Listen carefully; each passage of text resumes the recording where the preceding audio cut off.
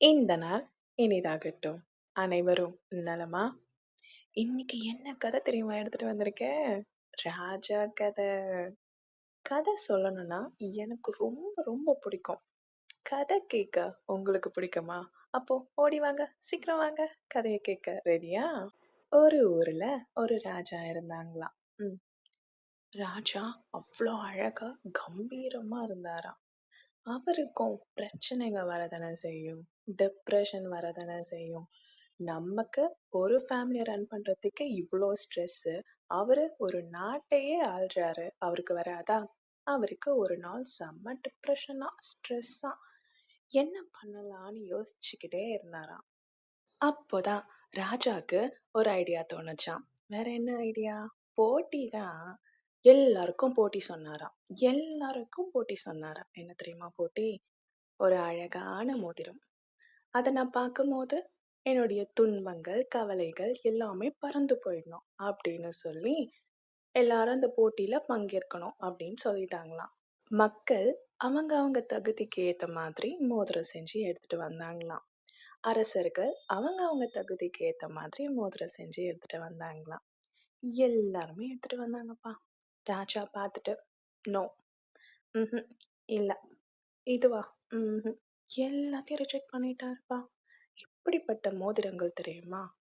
வைடூரியம், தங்கம், platinum, silver, இன்னும் எக்கச்சக்கமான மோதிரங்கள், விலை உயர்ந்த மோதிரங்கள்.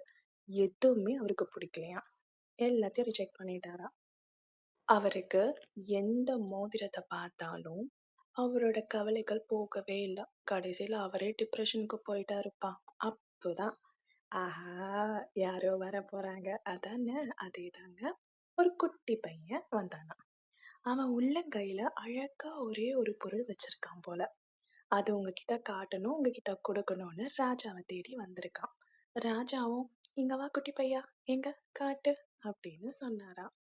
ராஜா அந்த குட்டி பையன் கொடுத்த மோதிரத்த பார்த்த உடனே அவ்ளோ சந்தோஷம். ஆஹா! நான் எதிர்பார்த்த மோதிரம் இதுதான் அப்படின்னு ரொம்ப சந்தோஷப்பட்டாராம். ஆசைப்பட்டு அந்த மோதிரத்த எடுத்து கையிலயும் போட்டுக்கிட்டாராம். எல்லாருக்கும் அதிர்ச்சி. எல்லாருமே ஷாக் ஆயிட்டாங்க. 2ம் ஒரே மீனிங் தான்ல. சரி, சரி. அந்த மோதிரம் சாதாரண மூங்கில்ல செஞ்ச மோதிரங்க. இதுல ராஜாக்கு என்ன கவலை எல்லாம் போச்சு இத பார்த்த உடனே அப்படின்னு எல்லாரும் யோசிக்க ஆரம்பிச்சாங்க. அப்போ ராஜாவே அதுக்கு பதில் சொன்னாராம்.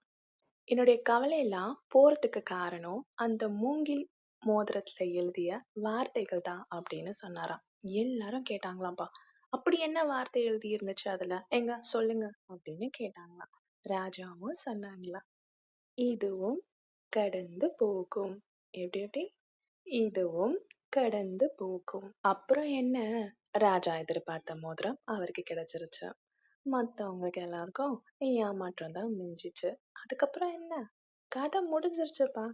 என்ன மாரல் ஆஃப் த ஸ்டோரி கேக்குறீங்களா?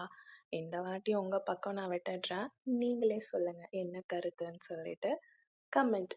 இல்ல இல்ல, அது கமெண்ட் இல்லையாப்பா, காமெண்ட் அப்படின்னு சொன்னாங்கப்பா. ப்ரொனன்சியேஷன் தப்பா சொல்லக்கூடாதுல்ல. சந்தோஷமா இருங்க. மத்தவங்களையும் சந்தோஷமா பார்த்துக்கோங்க. விடை பெறுகிறேன் நான்.